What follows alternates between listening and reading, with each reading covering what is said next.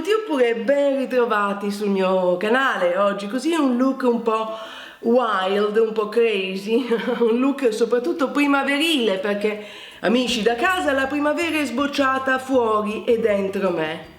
E mi sembrava il momento ideale per così rispolverare questa gioiosa parrucca che, se non è primaverile lei, non so cosa lo è. Ho poi aggiunto un dettaglio così un po' io rinascerò, cervo a primavera. In ogni caso, oggi sono qui per portare avanti una tradizione che perdura su questi schermi da anni e anni, ovvero il tutorial per creare la vostra ghirlanda primaverile fatta a mano.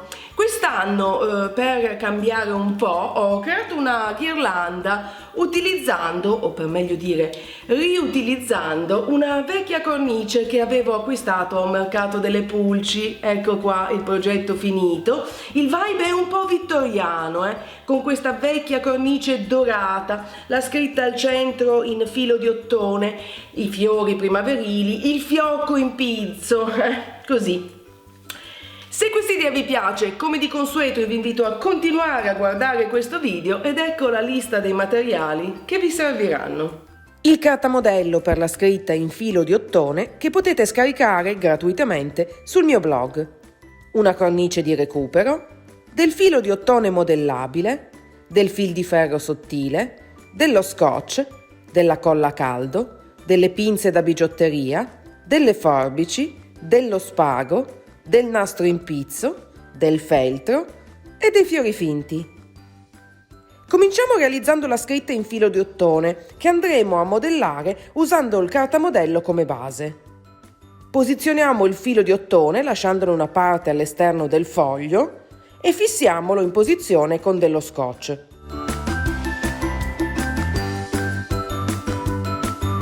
Poi, aiutandoci con le pinze, procediamo a modellarlo mantenendo la posizione, mano a mano che procediamo, sempre usando lo scotch, proprio come vedete.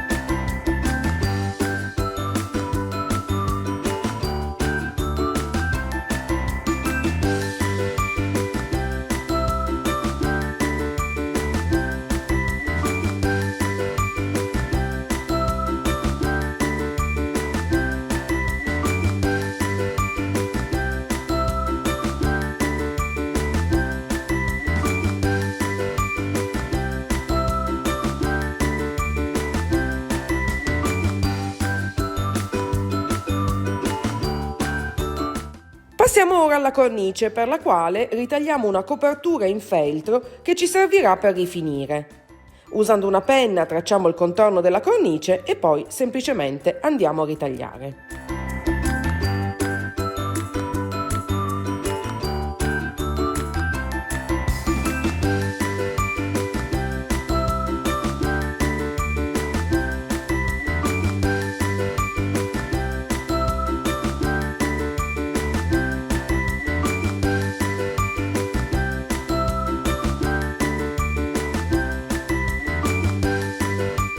Bene, possiamo ora procedere con l'assemblaggio. Posizioniamo i fiori e le foglie finte in modo da creare un insieme armonioso. Io sono partita con delle foglie di eucalipto che ho tagliato a misura e fissato alla cornice usando il fil di ferro.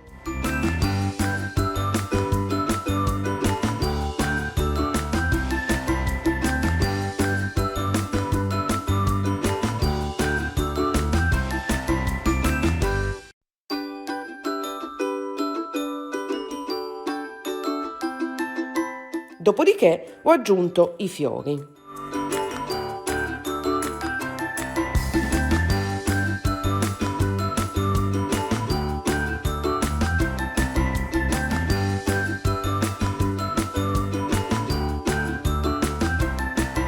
È il momento di inserire anche la scritta in filo di ottone.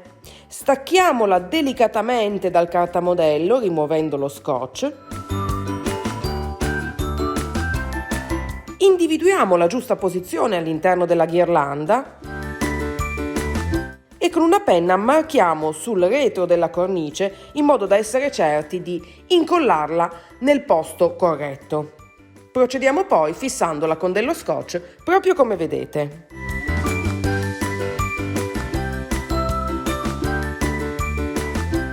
Per finire ritagliamo il filo di ottone in eccesso con una pinza tronchese.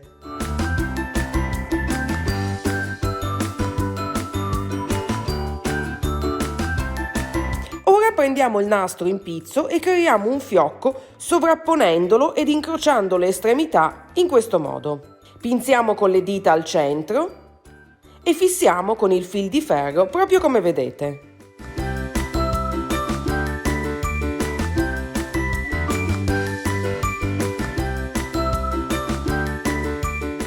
Ritagliamo il nastro in eccesso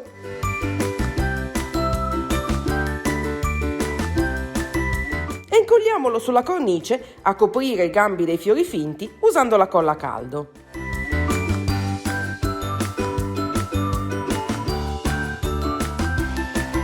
A questo punto rifiniamo applicando il feltro sul retro della cornice usando la colla a caldo. Tra l'altro questo passaggio ci permetterà di poter appendere la ghirlanda sulla porta di casa senza che la cornice righi o rovini la porta stessa. Per aggiungere un tocco in più io ho deciso di applicare anche una piccola decorazione in ottone con perla che ho fissato usando il fil di ferro, ma è un passaggio assolutamente opzionale.